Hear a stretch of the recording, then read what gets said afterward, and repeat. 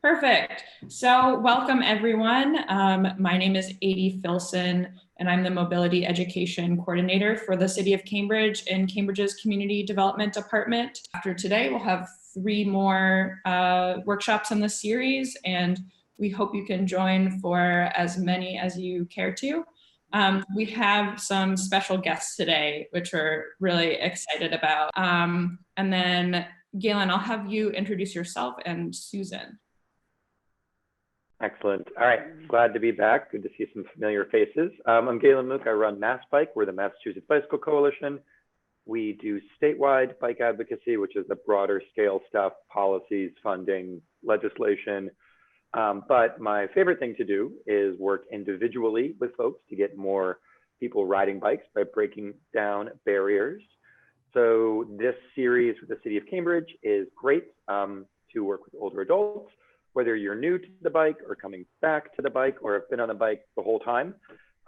What we are trying to foster here is a little bit of knowledge share, but also community building as well. So I'm also looking forward to the day when we can follow up these webinars with group bike rides. So hopefully we're planting some seeds that we can cultivate, hopefully in spring, fingers crossed, the world allows us to do that. And I invited my friend Susan from the Bicycle Riding School, and I'll pass it off to you, Susan, to introduce yourself and what you do. Hi, I'm Susan McLucas. I run the Bicycle Riding School in Somerville, where over the last 35 years, we've taught about 5,000 people to ride, mostly beginners who had never ridden before, but we also do refresher classes for people who have ridden, but it's been a long time. And also we do a little bit of street riding education. And we believe that any age person, practically any age person, can learn to ride a bike or start riding after a while. I did have a 95-year-old one time, and we decided together that maybe he was just as well staying with his training wheels that he was trying to get rid of, but we decided he was doing pretty well. But I've taught people in their 80s, 70s, lots of people in their 60s. And one of my students was 82, and he hadn't ridden for 70 years, but he used to ride as a kid up until 12. And he was in a group class, and sure enough, he was the first one to get his balance and earn his pedals. So there was a 70-year-old muscle memory kicking in, and he was quite excited. And everybody else was like, whoa, the old guy is the star. But so we do just individual lessons these days. We do classes usually, but we're up and running. Our website is bicycleridingschool.org. And you can just go to the website and sign up. We have a new online scheduling system, which is wonderful. Great. Well, I have a few slides of just prep just to get us all on the same page, and then I'll pass it off to you, Susan, for some tips and tricks. And yes, we're a very packed agenda because we have some special guests. So I appreciate everybody's time here. Great. So thanks everyone again. So today is the second iteration of our 5-part series. Today is about getting back on the bike. For those of you who were part of last week, or maybe you want to watch the video once it's posted, that was very much an overview of things that we're going to cover on a higher level. So for the following presentations, including today, we're going to get very specific, but I also want to say that biking is very individualistic and very personal. So though we may have some basic tips and general themes, there will be some very specific questions that matter to you. So this is not necessarily gospel. This is a framework from which we're going to use. And then folks like Susan, myself, Adie, and plenty of resources around. We are happy to kind of help figure out your bike, your body, your accessories, and all of that. So just wanted to preface a little bit, and thanks to the CDD, the Community Development Department, on all their education programs we're doing. Just want to let you know that we're also doing a lot of youth education. So we're working in all of the upper schools. Right now we're doing an after-school bike rodeo every single week until it gets too cold and dark. So we're trying to hit lots of ends of the spectrum and everything in between. So thanks 80 and the CDD and everybody who's joining us. And then again, this photo here, just to make a little plug, this is Karen Jenkins, who is the board president of the League of American Bicyclists. The League does education certification, of which I'm a certified instructor. It's not necessary for anybody to really be one in order to ride a bike or teach biking, but just so you know that there is a national resource around getting people back up and riding. And the fact that Karen is the board president of the League shows that there's a lot of interest in older adults riding bikes, which is good because biking is no longer just a young kid's sport anymore. Today, we're going to talk basics and then specifics, but we're going to talk about phasing reentry, which we'll have Susan jump in with some tips and tricks about the learn to ride. We'll talk about bike fit and flexibility, and then we'll dive into some of the accessories, which we'll recommend, just bits and pieces of things to keep in mind that it's more than just a bike. There has to be a little bit more preparation involved in order to make this easy and break down the barriers. And again, today's theme is about getting back on the bike. So I've geared this talk as take it easy, but take it. So keep that in mind, and I'll attribute that quote on the last slide if anybody recognizes where that quote comes from. Cool. And then again, just to reiterate the framework with which I like to do all of these presentations, and I'm going to have this slide in all of my presentations, but I like to think of this as comfort, knowledge, and awareness. These are the umbrella terms that we like to operate in. Comfort, of course, is the goal of what we're trying to seek. Your bike riding should be comfortable. If there is pain, if there is something that doesn't feel right, we need to change it. And it's not your fault. It's probably your bike's fault. So what can we do to change your bike to make your ride the most comfortable? And I don't just mean the bike itself. It could also be the route, the time of day that you're riding, the food, the hydration, everything about riding should be comfortable. And I don't mean easy, because some folks like to ride for fitness and to be strenuous. That's great, but you should be comfortable. And if you're not comfortable, we need to change things. Knowledge is where a lot of these presentations come in. I'm going to throw a lot of information at you. It's going to be in the knowledge category. It's up to you to take that knowledge and interpret it and utilize it so that you can make your riding comfortable. And then lastly, awareness. This is my catch-all phrase. Awareness is basically you have to be aware when you're riding your bike. You have to pay attention to your body, to your mind, to the, the external world.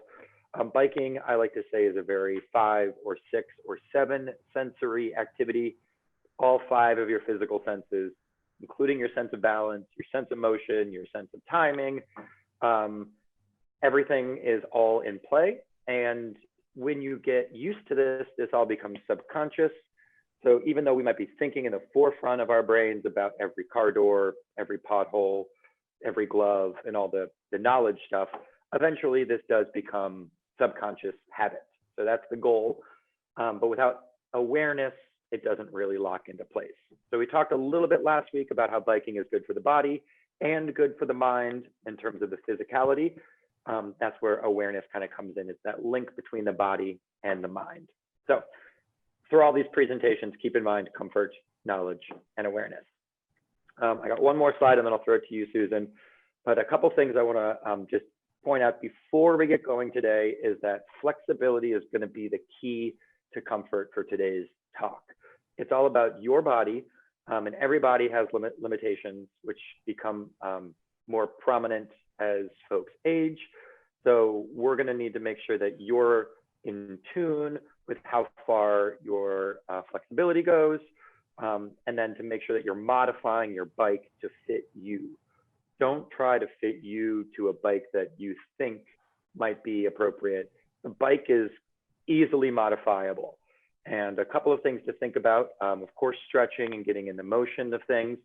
But you might want to talk or think about trying stationary bikes or trying something that before you hop out and need to incorporate all of the balancing and everything, just try the motion of pedaling, try that stretch of leaning forward. And that diagram on the right is an incredibly important one to think about. Bike fit is something that a lot of people just don't know is something that can be modified. And little tiny changes of handlebar angle, foot pedals, and we'll talk about this a little bit later. You can get ergonomic grips, totally change a slight degree here or a slight width of where you're holding. And that could be the make or break for your ride being comfortable, and also your ride making sure that you aren't causing injury. Because if you keep in mind, a bike is a very repetitive motion. It's locked into place where you're basically in the same position, doing the same 100,000 rotations of your pedals, of your hips, of your ankles, of your knees, which is very different from, say, running or swimming or other physical activities where your form can vary depending on, you know, anything. Here on biking, you're pretty much in a set position for the most part. So that position needs to be changed to make sure it fits your body and flexibility.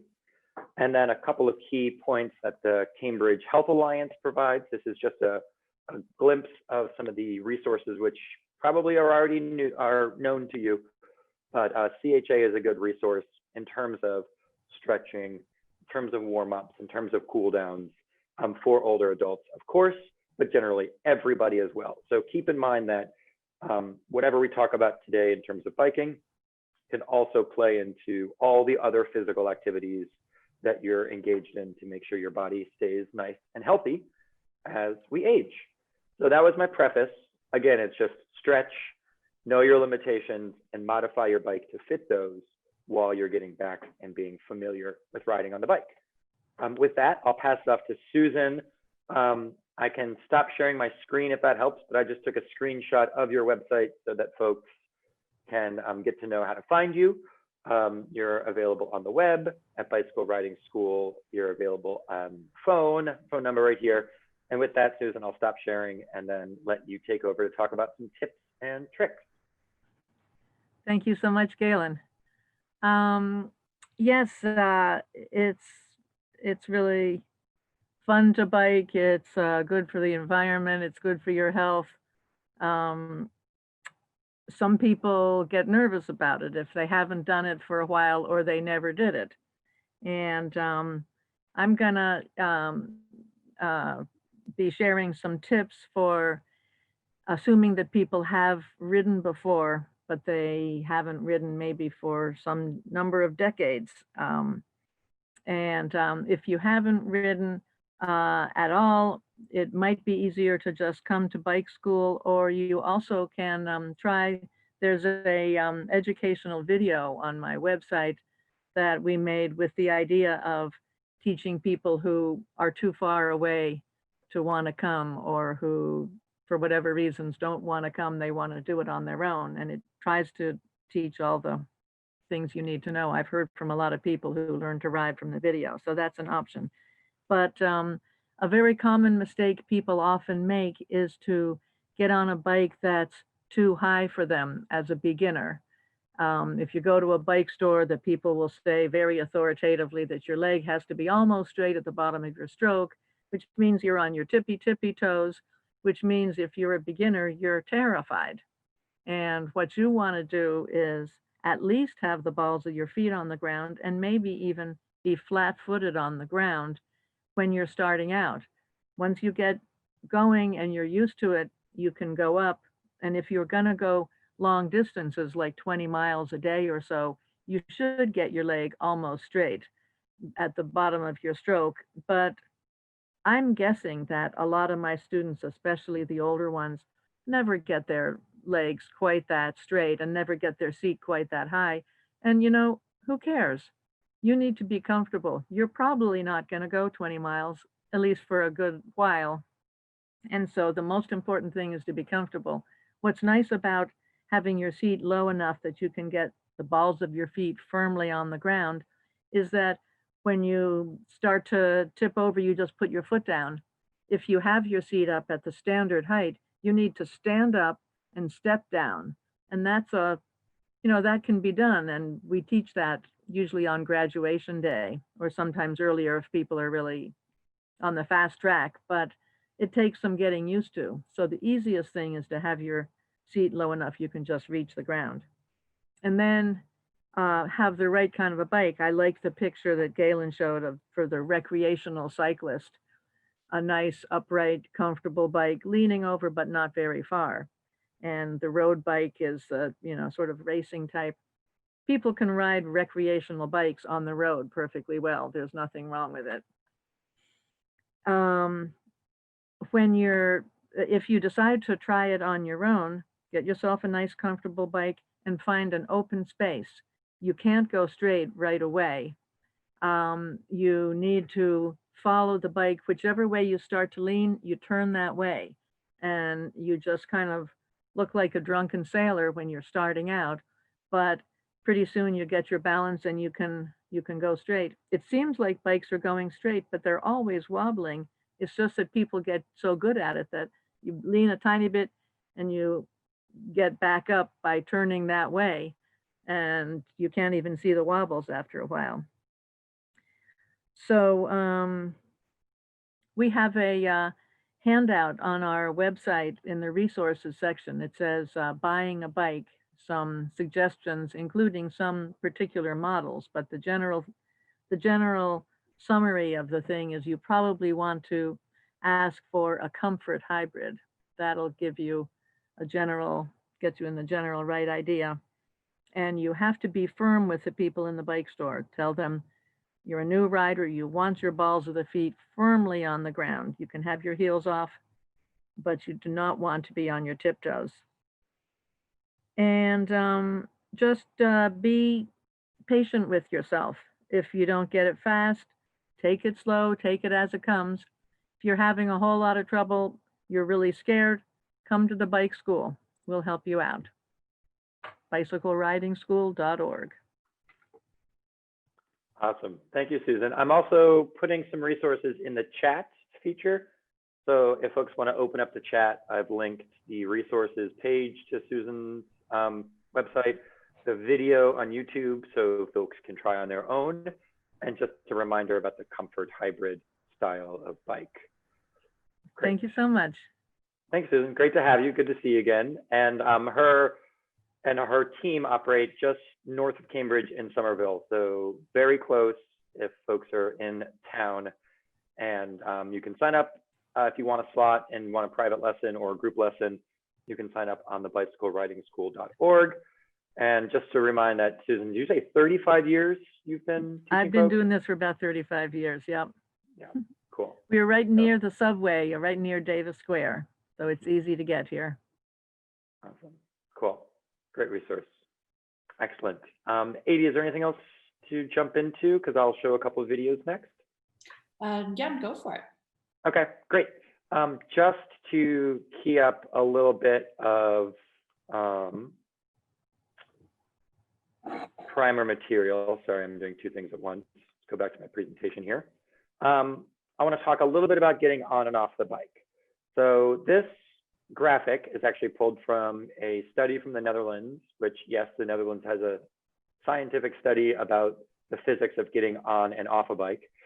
This is just a couple of ways of folks who do it. Now, I'm going to show a video in a second, which is from the League of American Bicyclists, which is a little bit different. But the reason that I wanted to put these slides up is that there's a variety of ways of people who get on and off a bike, and not all of them are good. I might recommend that if you have a coach like Susan or Adi or myself, we would go through the motions of starting and stopping as the first point. But you'll see that the woman on the left with the blurred out face and the blue jacket is getting on almost like in what we call the cowboy mount, the cowboy style, where you kind of like kick and scoot to get the momentum to swing yourself around. I'm a little wary of that. If that's how you prefer to do it, great. But if you're starting out, I might not recommend that. And the woman on the right, who's in the greener jacket, she's doing what's called the power pedal start, which is what we'll showcase in 1 second with the video. But the reason I wanted to start with this slide is just to say, hey, there are a variety of ways of people who have either learned good habits or bad habits this is a guide, not necessarily gospel about how to get on and off. But I think if you were with either myself, Adi, or Susan, who've been doing Learn to Ride classes for a while, the cowboy mount might not be the most recommended because it leads to a little bit of potential for imbalance. I'm going to share a couple of videos next. Let me see if I can make sure I'm on the right page. Cool. And then this is a series of videos, part of the League of American Bicyclists. So I mentioned the League at the beginning. They're the national level education program. They have a whole bunch of videos, and I'm just going to share a few of the minute videos, and we'll start off with starting and stopping.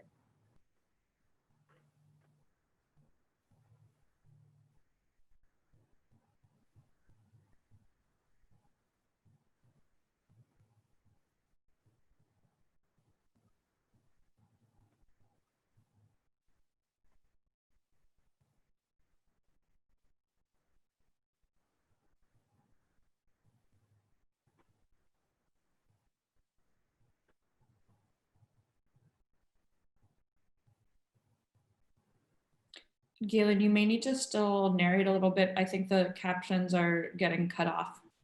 That's totally, yeah.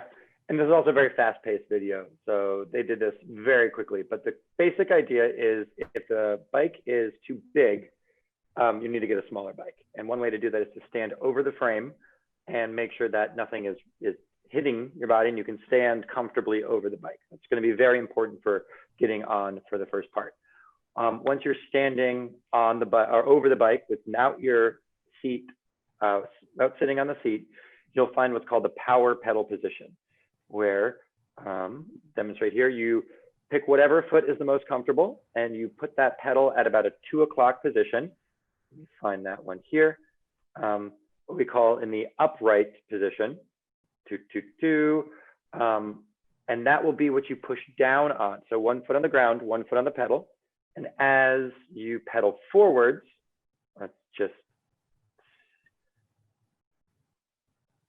so once you push down with that power pedal, you'll have momentum, in which case you can then sit on your seat as you're traveling forward, and you can place your secondary foot on the other pedal, and then you'll just keep on pedaling.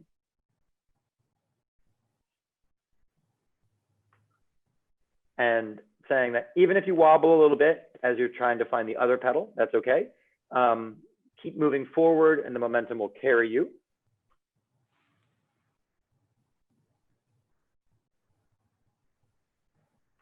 So the practicing is key. And I think to Susan's point of it's okay if you ride like a drunken sailor, but in order to do that, you might need to find an empty parking lot or somewhere out of traffic so that you can wobble and go with the bike. So don't try to fight the machine.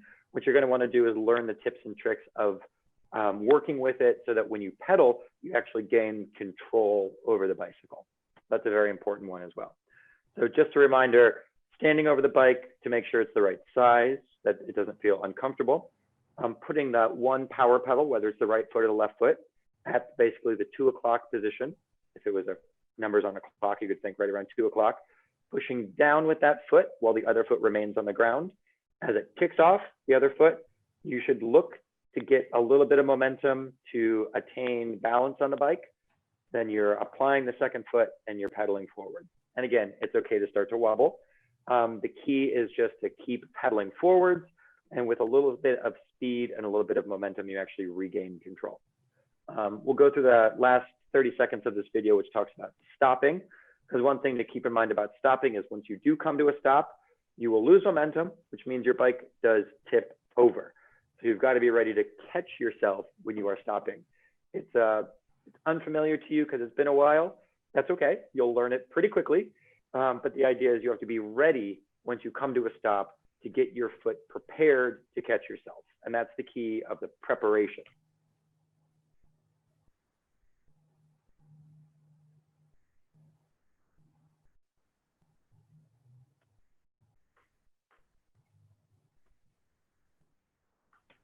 It's key here to think about, you have 2 sets of brakes. You'll have a front brake and a back brake.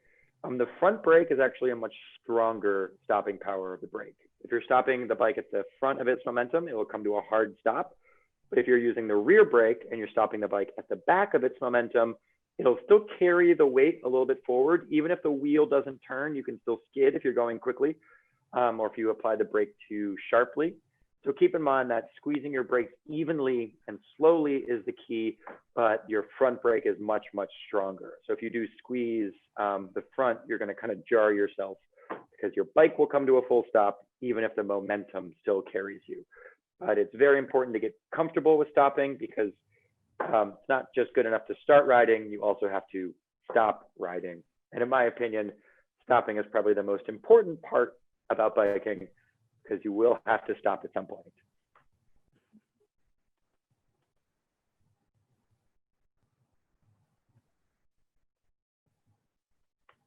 And one key about that last clip of the video is once this person came to their full stop, you'll see that the foot went back and reapplied the pedal to the proper power pedal position. So that once they started again, they were ready to go through that first motion of starting where the foot was already prepared with the pedal at the power position.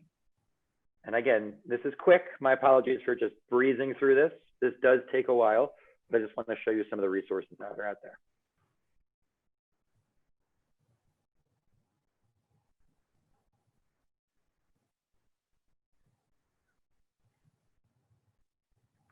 You see, this is a very good power pedal position. Person is holding the brakes to make sure the bike doesn't move forward, but the pedal is at that proper position. So once they got the clean green light to go, they'll just apply the power pedal and start pedaling forward.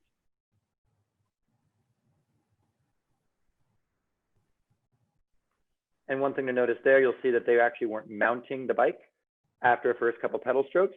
It really depends on your body's flexibility and whether or not you're comfortable standing and biking. But if you can do a couple of pedal strokes without yet mounting the bike by sitting on the seat, you'll be able to get a little bit more momentum before you actually then put your whole body weight on the bike.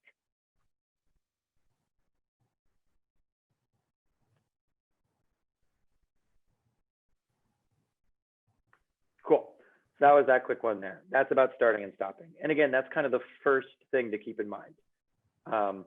One other one I do want to show, which is a similar pace, so I'll break it down for you too, is that once you get going, you're going to also want to think about how your flexibility allows you to scan. And by scanning, I basically mean being able to turn behind you and see what's going on. It's a little bit more important when you're riding in traffic than, say, learning how to ride in a parking lot. But this is going to be one of the key aspects of flexibility. You're going to need to train your muscles to be able to hold the handlebars straight while looking back and using your peripheral vision, which I know is a little bit of a challenge as folks get older. Peripheral vision is kind of one of the first things to go, or at least to fade and need glasses for. So this is something that is going to be, each individual is going to have to keep in mind. I personally wear contacts for that purpose. I do need glasses, so I wear contacts generally when I ride so that it's just easier for me to get periphery, but that's a personal preference. But one thing you're going to have to do besides the vision is the muscle memory of being able to turn and without turning the handlebars. Because if you turn and look back while you're turning the handlebars, your bike is going to go that direction. And this is important in traffic because you're going to be looking behind you to see what kind of traffic is coming. And if you're turning your bike as you turn your head, you're steering yourself towards traffic. So that is a concern that we're going to need to work out before you should feel comfortable actually hopping out on the streets of Cambridge. But again, this is about practice and this is about laying a couple of tips. So we'll do this quick video, similar pace, so I'll break it down. Thanks for bearing with me here. I'm sorry that the audio isn't coming through, but we'll make sure closed captioning is on. But this is called scanning, which essentially is looking backwards.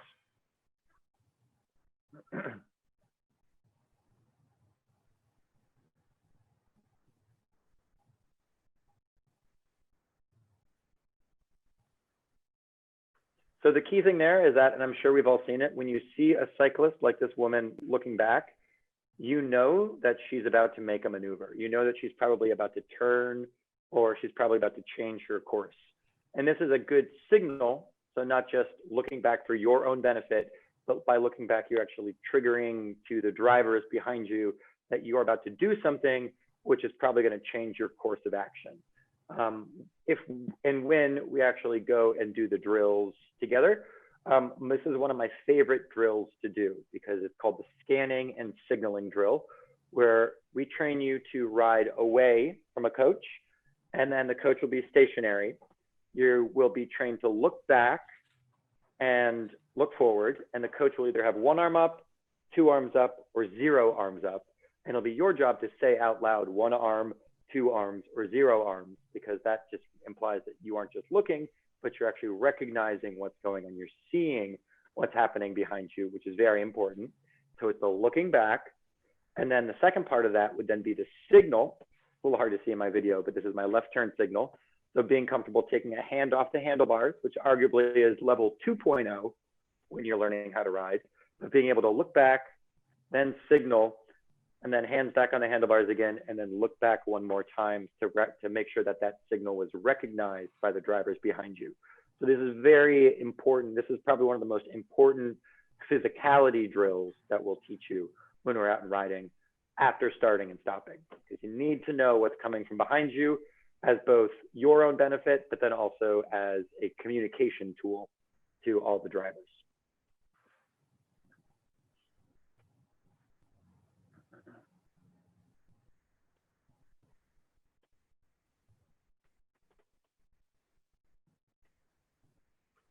So this is key for folks who are needing a little bit more flexibility. If you're comfortable, and only if you're comfortable riding with one hand, the next level is to actually take the left hand off the handlebars, because that frees up a little bit of mobility, and you can kind of turn your body back to see what's going on behind you. This helps the motion of your shoulders and your spine and your neck. However, it's really tricky to do that without wobbling and steering. So this is going to be something that I don't recommend you practice on a street like this woman here, but rather you go to a parking lot, and this is something that you just get in the habit of learning how to do slowly without much pressure behind you.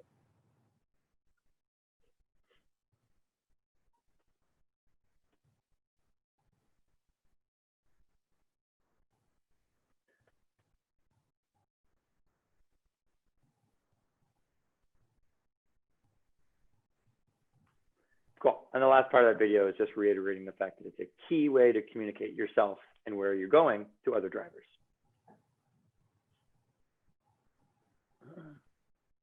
Great.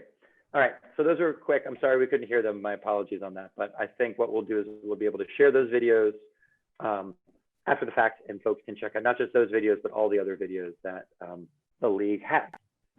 With that, I will take a quick pause and see if there's anything else that Susan would like to jump in with, or Adi would like to jump in with, knowing that Susan's time is a little limited here. Thank you so much. I did think of one more thing I wanted to suggest. Anybody who's a new rider, but especially older people, it's a good idea to get elbow pads and knee pads and gloves, which you can get at a bike store, but you can't get elbows and knee pads at a bike store. You can get them at a sporting goods store, or one easy way is to order them online. What I think is the best is 888. They're savers. Most of our fleet of elbows and knee pads are that kind. They're nice and comfy, easy to put on, and especially it helps with being nervous, but it also helps with the occasional fall. You're probably going to land on an elbow or a knee or your hands. So that's one thing to keep in mind. Cool. That's good. Yeah, for definitely starting out. And there's a ton of other tips that Susan has too. Like I've seen that she wraps her pedals in I don't know if it's fabric or socks, but to make them softer, because another thing that happens is sometimes the pedal can you step and it kicks back because they might sometimes knock you in the shin, which has happened to me on an occasion. So if the pedal is wrapped and it's softer, it doesn't actually do a big old indent into your shin. Just little tips like that can go a long way to making it that much more comfortable for you. Cool. Adi, anything else to jump in? Next up, we're gonna talk about accessories for riding. So while we have Susan, we can see if there's any accessories I might have missed. And there's, again, this is not necessarily the be all end all, but this is a good framework with which to use. So a lot of the accessories that I've picked out to use for these slides are basically aids for folks with, who might have some flexibility or mobility limitations, which is totally fair. Everybody does. So don't think that there's anything wrong with getting accessories. Whatever makes your bike riding as easy and as safe as possible. The first I like to bring out is mirrors. Mirrors are key, basically for rear view. You can see what's coming from behind you. A couple of concerns about mirrors, though, I will say, is that they do have blind spots. So if you're relying solely on mirrors, you might not be doing yourself the due diligence of seeing everything that's coming from behind you. You should couple the mirror with also checking by turning and using your peripheral vision. The beauty of the mirror, though, is that you can glance down and get some quick check-ins. Like if you're looking back and you see there's a driver in a blue car behind you, for instance, you can look down in the mirror and see that blue car, and then you'll know by reference point of where that's coming. Now, mirrors do distort because there's some curvature to them, and objects in the mirror may be closer than they appear and all of that. So something to keep in mind. And there's a variety of ways that you can mount a mirror. You could see that there's one here on the handlebars, which is an additive one, almost like a side view mirror on a car.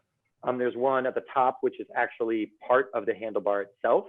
So if you have the style of road bike mirrors that are actually part incorporated as the handlebar, but it's an accessory, it's added on after the fact. Or the gentleman there who's riding, he actually has a mirror on his helmet. That means whatever direction his head is turning, he's also going to see that back there. So there's different benefits to each style, whatever preference works. If you want to choose a mirror, just remember that a mirror is not 100%. You should also feel comfortable checking by turning around and using your peripheral vision. Ergonomic grips and pedals. These are key, I think, for making sure that your hands don't hurt and that you've got good traction for your feet. There are 3 contact points on a bike. You have your hands, you have your feet, and you have your bum. We'll talk about the bum in a second, but you have to make sure that your hands and your feet are also comfortable. Ergonomic basically means that it's designed to fit the shape of the human hand and the human body. Now, because everybody's a little bit different, there are a ton of different varieties of ergonomic designs. The top ones there are designed on the handlebars to be more flat so that you have some rest for your palms, which make just a little bit easier grip so you don't need to squeeze so tightly. You can actually have a looser grip, but still have a firm grip. And that might play into a little bit of how you actually access the brakes and the shifters. So there's a little bit of, you know, making sure it all integrates together. The handlebars are also super important because not just for your comfort of your wrist, but it's also your braking, your shifting, and your steering all together. So keep in mind that everything that happens at the handlebar, we call it like the cockpit of the bike, essentially. It has to be comfortable so that you aren't fatigued, so that you can maneuver and manipulate to do the shifting, to do the braking, and to steer without necessarily causing any injuries or pain on your wrist. And for the pedals, this is an example of an ergonomic pedal. It's a wider pedal. It's plastic. So to my point about sometimes the pedal kicks back and if you hit your shin, it's not comfortable. Plastic pedals are actually a little bit softer versus metal pedals. That's something to think about. And you'll notice here, there's a little bit of grippiness, almost like a little traction sandpaper so that it's stability for your foot on the pedal. It's a wider pedal, so it's easier to kind of find it when you're placing your foot. And it's got a little grippy pad on it so that your foot is a little bit more stable. It's a bigger pedal. This is, I believe, a company called Ergon, but it's just a way to think about that you can get ergonomic pedals and ergonomic shifters and grips, I mean. These will be after market, so this will be something that you'll need a bike shop or somebody to help you put on if you're not familiar with taking on and off pedals. Bikes don't come with these standard for the most part, so this is why it's an accessory, even though it's an integral part of being able to ride your bike. I'm just gonna jump in there for a second. Can you go back one slide? Cool. So in terms of the ergonomic grips, this is really something that's important to think about. One of the considerations when we were talking to various researchers is the ability to grab your brakes. And you may find that you may have some like arthritis pain, or you may not have the same grip strength as before. So these grips will really help with that. And yeah, just taking into consideration, you know, you can even just practice grabbing your brakes before you get on the bike and see if, you know, this is something that you might have to take into consideration when you are adapting your bike to your riding style. Yeah, so definitely make sure that you feel comfortable and feel like you have a good enough grip on your brake levers that you're able to pull them comfortably and in a way that makes your braking responsive. I'm also going to ask Lauren if you have any comments to add. Feel free to just hop in because I know you did a lot of this research as well. So feel free to chime in as need be. Yeah, for sure. Oh, sorry. Just about the kind of the bigger grips, they can make it easier for gripping the handles, but actually make it harder to brake in some instances. So it just depends on where your pain, what your grip strength is, and what you have an easy and hard time. So that's why it's important to really try it out before you actually get on the bike to see what works best for you, because it's so individualistic. Great points. And there are a million different types of brake levers as well. So finding one that maybe a bike shop might be able to modify for you. And unfortunately, bike manufacturers are still kind of male oriented. So a lot of bike designs are made for larger hands that might, you know, be a hindrance for somebody who has some limitations with arthritis or otherwise. So keeping in mind that the genderization also goes towards bike components as well, unfortunately. Just another consideration of the patriarchy. Handlebar extensions are also really key. These are modifications that can be made for how your cockpit, your handlebars and everything are height-wise and angle-wise compared to the rest of the frame.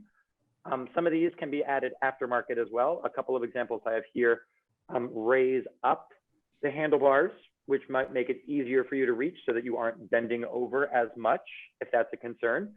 And then there's angle adjustments. You can see the one on the left with the red grip actually has a little bit of an adjuster dial so that you can angle it up or angle it down to suit your needs. Again, the bike should be made for your body, and you can modify the bike to make sure that that is important. And it's a little hard to demonstrate here. I kind of showed it at my beginning slide, but slight angle variations will change how much you're leaning forward, how much your reach is, which changes the tension of the muscles in your shoulders and your neck, which can change everything, not just comfort-wise, but for safety as well. It'll change how comfortable you are turning back and standing. It'll change how comfortable you are when you're riding quickly, putting a lot of power into it. You want to make sure that your bike does not cause injury. So there are a bunch of ways to modify the bike to make sure the angle of approach for all of your physicality comes into play. And I mentioned that the three touch points on a bike also play into the grips, also play into how broad your shoulders end up being, how far the reach is, how much strain is, your pelvis to hip position, with your ankles and your knees. It's all kind of interrelated. So all of these need to kind of be thought about holistically, and changing handlebar height and also changing the handlebar angle might also require you to change the seat angle, might also require you to pull the seat forward or back. Everything's in kind of a little bit of play, but some folks don't realize that you can just straight up transform where the handlebars lie, and that's one of the most effective ways of treating things. So a bike seat is also super important. It's the third point of contact after your hands and your pedals. Bike seats are personal, and everybody's bum is different. And I do like to think that the wider the seat, not necessarily the better, but there are varieties of bike seats which will fit your body. When I worked at a bike shop at Landry's Bicycles, we had a fitting studio where we would actually bring people in when they were buying a bike seat, and they would sit on a measuring device. And it didn't measure how wide your whole bum is, but it measured where your sit bones are. And your sit bones are two little pressure points in the back of the pelvis, which is where most of the weight lies. So you could have a wider pelvis or a narrow pelvis. It's all genetics, doesn't have anything else to do with any other part of the body, but those two sit bone parts are basically, 5 millimeters apart, 10 millimeters apart difference makes a huge variety of bike seat widths. So that's something to keep in mind, is you might want to go to a shop and actually get your sit bones measured in order to find a bike seat that's made for that particular diameter or dimension. The cushier, the better. And I mean to say is that sometimes that's not the case. So just because a seat looks like it's very cushy, it might cause pain on soft tissue. And if you're sitting somewhere that seems very squished, that's the concern, which is why you should really think about your sit bones, because that's where most of the weight lies. You can also get a seat like the one on the left, which actually has a little back brace to it, which is also nice. I've seen a lot of gentlemen who have had perhaps prostate cancer surgery or some other limitations. So there's actually cutout seats where there's not even the nose of the saddle. It's just the back of the saddle, which is just for the sit bones. So there are varieties to fit your body. Most bike shops will let you return a saddle within a month or maybe even 2 months, because it takes a little while to try out and to break in. If you're buying a seat from a bike shop and they have a no return policy on it, you probably don't want to shop at that bike shop because they're not concerned about your riding. What I would really recommend is trying out a seat, let it get comfortable with it. And if you're finding pain after an hour of riding, you got to find a different seat, because there's nothing worse than having a sore bum, which would keep you from riding your bike.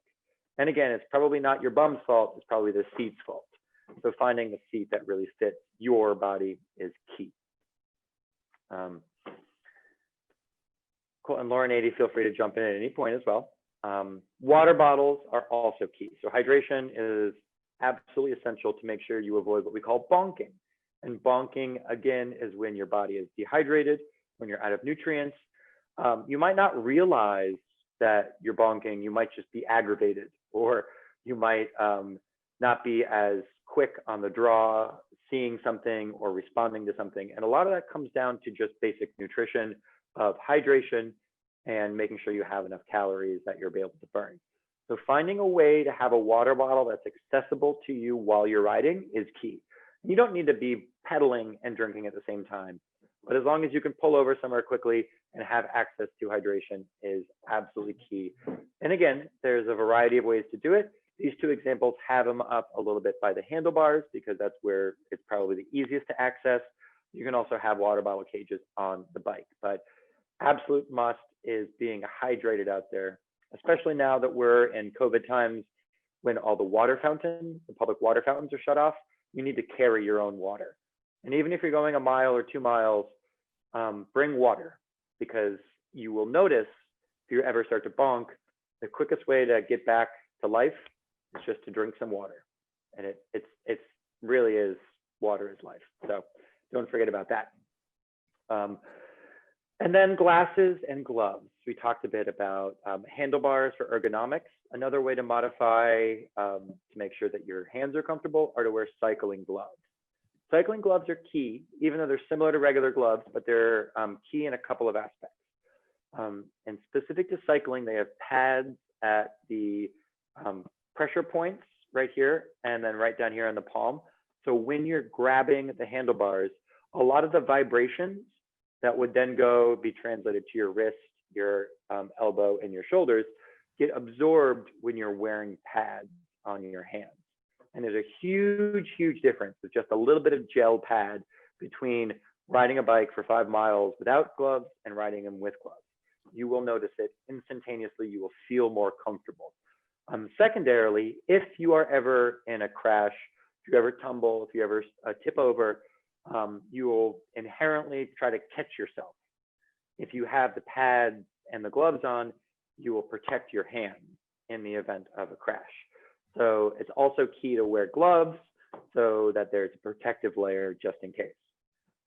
Glasses are also super important.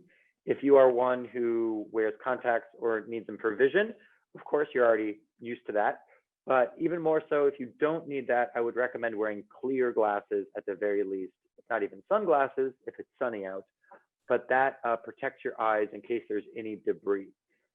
Thinking small pebbles that get kicked up, bugs, especially when you're riding in the spring or the early summer when there's clouds of gnats.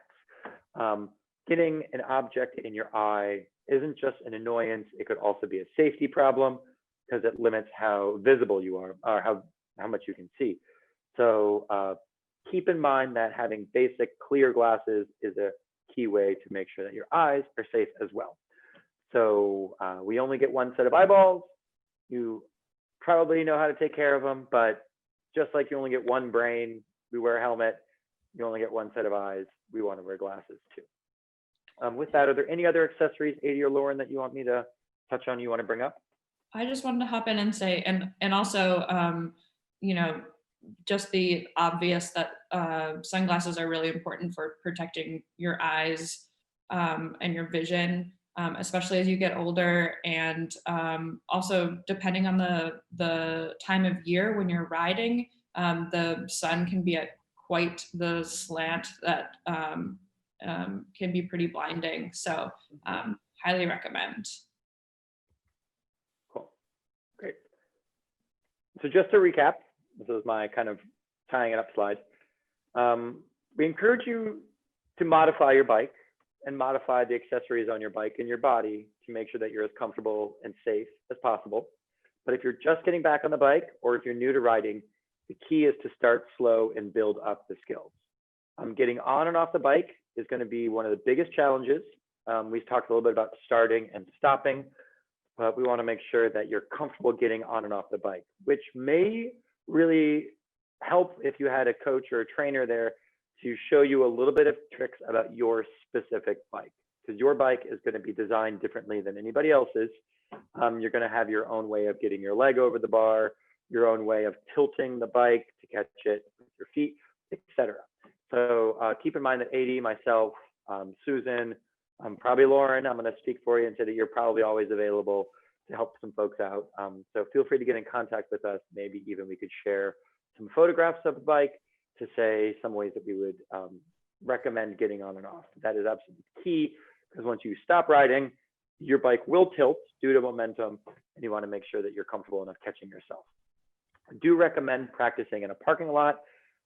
Just to say for the third time, when you're starting off, you're going to ride like a drunken sailor.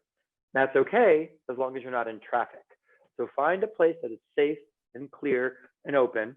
Memorial Drive is still closed to car traffic and open to people on the weekends, which is key at DCR. So maybe go down by the river or wherever you might be residing. I'm sure there's a nearby parking lot or a slow street or a healthy street where you can kind of test this out without feeling like you need to hop out into traffic.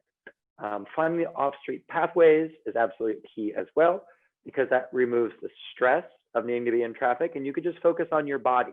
You can focus on how your body will need to be modified, how your bike will need to be modified. All these things, again, you're going to think about in the forefront of your mind to start, but once you get used to them, they become subconscious, and that's where we're going to try to get you to gear before you hop out into traffic. And then once you are ready, start with the shortest of trips, because there are a ton of things we haven't addressed that you haven't thought about that you're going to be figuring out in real time. So try to limit those challenges, those barriers and the stimuli, and think about short trips. Again, ideally out of traffic, and ideally once you're comfortable with your body on your bike. But that said, don't want to scare anybody off. Just want to remind us that we do want to take it slow. One of my favorite phrases out there from a lot of different reasons is Woody Guthrie's, take it easy, but take it. So reminding you that you want to just ease into this, but if you're committed to giving it a shot, that's the only way to kind of mentally put yourself there. Go for it. Commit to you're gonna get back on the bike. You're gonna learn how to ride a bike. You're not alone. You've got the resources, and this series is a start, not the be all end all, but hopefully it's a good framework from which you can then really get back onto things and then keep in touch. I really appreciated last week where we got a couple of emails from folks who let us know how they were doing, what type of riding they were up to, and that will help modify how we put information in the coming weeks. So one more thing I'll mention here is that please, please, please keep in touch with myself and Adi. We're happy to answer questions. We're happy to make personal recommendations. But the chat feature in the Zoom in real time for sure. But then also after the fact, you can always call, email, or otherwise get in touch with us. And with that, I think I'll turn it back over to Lauren and Adi, and maybe we could, yeah, then we can roll from here. Awesome. So I got one comment about tire pressure and that being important for getting back on the bike and getting on the bike. So in our last webinar, we talked about before you get on the bike, doing your ABC check, and that's air. So checking the your tires to make sure there's enough air, checking your brakes to make sure that those are working, and also your chain to make sure that it's on, that it's oiled, and that it's not stuck between gears. So just as a little quick reminder. And yeah, I'm gonna turn it over to Lauren. It looks like we have just about 10 minutes, let's say. And Lauren, don't feel like you need to take that whole time. Lauren, I'll have you properly introduce yourself and kind of talk about what you were doing this past winter and the exercise/spin program that we developed. And I will follow up in an email with a lot of these resources. We have a whole exercise/spin curriculum that is actually ready to go. And that, well, I'll hand it over to Lauren.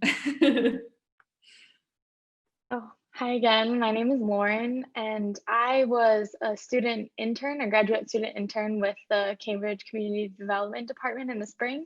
And as part of my occupational therapy curriculum, I had to do a research project, and I worked with the CDD on this. And I kind of did some surveying of older adults in the community, and also just trying to figure out what the barriers to cycling were so we could address it through a program like this, or ideally through a program that was going to originally happen in person that Adi just mentioned. So starting out physically preparing people to bike, so working on strength and endurance to do that through a spin class. And then we were going to lead into some things like this, talking about concepts like things you need to think about, different options for bikes and road safety, and then leading into actually doing a group ride. So hopefully those will be upcoming in the future, pending pandemic regulations. And so what I am here to talk about today is the some common cycling errors and treatments. So some of these can be due to positioning, and we've already talked about some of them in terms of bike fit. So the first one I want to mention is having hunched shoulders. So when you are slumping your shoulders forward, this could be due to having your handlebars too low or your seat too high. So that affects that angle, and you have to reach too far to put your hands on the handlebars. And this could lead to some back pain, but it could also be due to having too tight of an upper back, having weak shoulders, so compensating for that weaker shoulder strength by just kind of slumping them forward, and then just overall poor bike fit. So to kind of combat this and fight it would be to stretch your upper back, make sure it's not tight. So that's going back to the importance of preparing to ride a bike by stretching, kind of getting your body ready. Having relaxed arms, so not trying to really hold on to the bike, relax your arms, relax your shoulders as a result, and then roll your shoulders and neck back. So thinking about really straightening your back, and then engaging your core and your lower back muscles will help you do this as well. The next one I want to mention is having low back stiffness. So this could be by bending too far forward, and this could cause an ache in your back, but also your bottom as a result of having too much pressure on the seat. It could be due to having a weak core and kind of being unstable in that way, sitting too far back in the saddle. So adjusting where you are sitting on the seat would help. And then also just riding for too long of a distance than your body is ready for. So to treat this, you can move your body forward in the saddle on the seat, practice some core strengthening, and then take breaks. Obviously, that's good for both pain, but also endurance, and kind of making sure your body's ready to ride the distance that you're trying to accomplish. The next one is wrist pain. So this could be, you could have wrist pain with numbness in your hands or any cramping. And then it could be due to having a poor handlebar fit. So kind of affecting how you distribute your weight on your hands, and also putting too much weight on your hands or gripping your handlebars too hard. And then something that could lead to this is leaning too far forward, which we kind of talked about just in the previous sections. So to treat this, you could relax your grip. Seems kind of intuitive, but also periodically alternate your grip position. So if you're going on a longer ride, you don't want to hold your wrist in the same position the whole time, because that can lead to some pain and some pressure on your wrist. And then we also talked about the accessory. So having a different type of grip or getting a padded glove can help with this as well. And then the last one is knee pain. So this is characterized by soreness in the front of the knees or the outside of your knees. And then also just feeling strain on your knees when you're going up hills or you're in a higher level gear. And this could be due to the seat being too low. So if your knee has to bend too much to pedal, that can cause pain in the front of your knee. And if your seat is too high, it can cause pain in the outside of your knee, depending on ways that your knee is moving around when you're pedaling. To do this, adjust your seat height, or just stay in lower gear so you're not straining your knee as bad. And then activate your glute muscles, so your butt muscles will help with that as well. And then try to maintain a smooth cadence, so that periodic pedaling, you're not pushing too hard on one foot and not the other. Try to keep the same pressure throughout your pedaling. So some helpful tips just overall to alleviate some of these errors would be something called dynamic cycling, which means that you want to use as many muscles as you can to help your body balance the workload. So this is just, instead of just concentrating on your legs doing all of the work, try to engage your core and your back muscles to alleviate some of that strength that is only being generated by your legs at that point. Also pressure relief. We've talked about this a little bit. So you want to alternate your hand grips, try to take one hand off, another hand off, leave it close, but so to alleviate some of the pressure, so you're not constantly putting pressure on your wrists. Another thing is to alternate grip, which I kind of just talked about. And then your back position. So thinking about if sitting upright is more comfortable for you, and how that alleviates your back pain, but also thinking about the pressure on your bottom as a result of that as well. And then if you want to generate more power, leaning forward helps with that. So if you're going up a hill or you want to go faster, leaning forward might help, but it might help to kind of move your trunk around depending on what you're feeling and what you need from your body. Also breathing. This might be something that you don't really think about, but you want to practice exhaling forcefully and inhaling in a relaxed way. And it kind of helps assist in stabilizing your core in this way. So breathing in through your nose and then out through your mouth, if anybody has heard that before, it really helps with core stability and also just making sure your body is getting enough oxygen while you're doing a strenuous activity. And then the last thing is hydration, which we just mentioned at the last part of the slideshow. It also helps avoiding cramps and fatigue, in addition to just maintaining overall body endurance and health. And then just remember that there's no single correct way to bike, because everybody's different and you want to do what's best for you and what you need to do. So don't worry about, oh, do I look like a road biker? Like, just worry about what's comfortable and what works the best and what you feel the safest with. Awesome. Thank you so much, Lauren. So I was commenting on this in the chat, but we'll send a document with the common cycling errors and treatments that Lauren just covered. we also have been having some suggestions about meeting up at a bike shop and doing a little workshop on bike fit at a bike shop. So we may be able to organize that for the spring. I will absolutely work on that. And then one other thing I just wanted to emphasize is making sure that you are doing warm-ups before you're getting on your bike. This is really important for everyone, but especially for older adults in preventing injury. And I think on one of Galen's earlier slides, he showed a little warm-up curriculum that we have. So I will also be sending that out. And you know, it's possible that you may not be quite ready to get on a bike just yet. You may need to do some work on your balance and build up some of your muscles. And so I will also send out the exercise curriculum and the strength. It's works on strengthening and balance. So if you'd like, you can follow along with that. It was designed for having like a exercise fitness instructor go through this curriculum. And actually, hopefully in the upcoming months, we will have an exercise program that will be virtual on Zoom. So keep your eye out for that.